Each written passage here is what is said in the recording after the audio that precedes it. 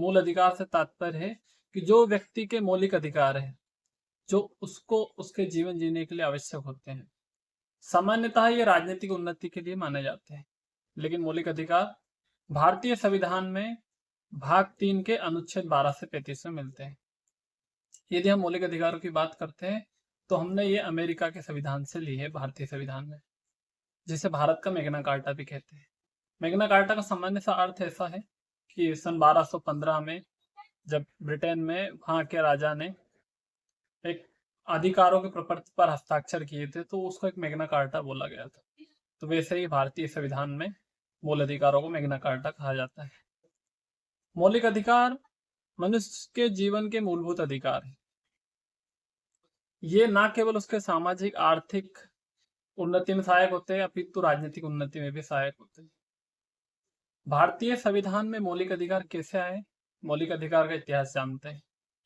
वर्ष 1895 में स्वराज शब्द की स्थापना होती है। स्वराज शब्द एक गढ़ा जाता है, तो स्वराज विधेयक के माध्यम से पहली बार भारत में मूल अधिकारों की मांग की जाती है। उसके पश्चात आते हैं 1917 से 1919 के बीच में। उस समय मूल अधिकारों की मांग बहुत ज्यादा हो जाती है। तो 1919 का जो रोलेक्ट एक्ट रहता है, रोलेक्ट एक्ट बिना अपील, बिना वकील, बिना दलील का कानून कहते हैं इसे। इससे लोगों के मौलिक अधिकार, जीवन जीने की स्वतंत्रता के अधिकार, उनका हनन होता है। तो पहली बार बृहद पैमाने पर, विस्तृत पैमाने पर सरकार से, ब्रिटिश सरकार से भारतीय लोग अपने मौलिक अधिकार की मांग करते हैं।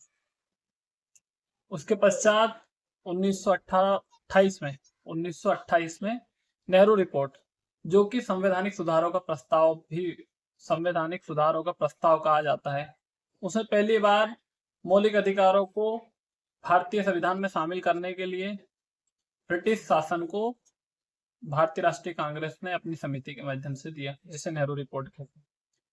1931 में कराची का अधिवेशन होता है। उसके अध्यक्ष सरदार वल्लभ भाई पटेल रहते हैं। पहली बार मूल अधिकारों की बृहद पैमाने पर मांग करती है भारतीय राष्ट्रीय कांग्रेस।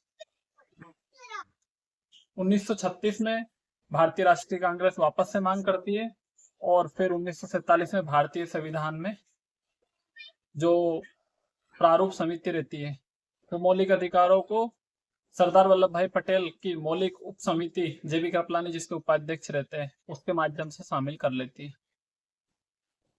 मौलिक अधिकार की सार्वभौमिक घोषणा 10 दिसंबर 1948 को संयुक्त राष्ट्र संघ करता है कि व्यक्ति को मानव होने के नाते ये मूल अधिकार है, ये प्राप्त होने आवश्यक है। भारतीय संविधान की बात करते हैं तो भारतीय संविधान में अनुच्छेद 12 से लेकर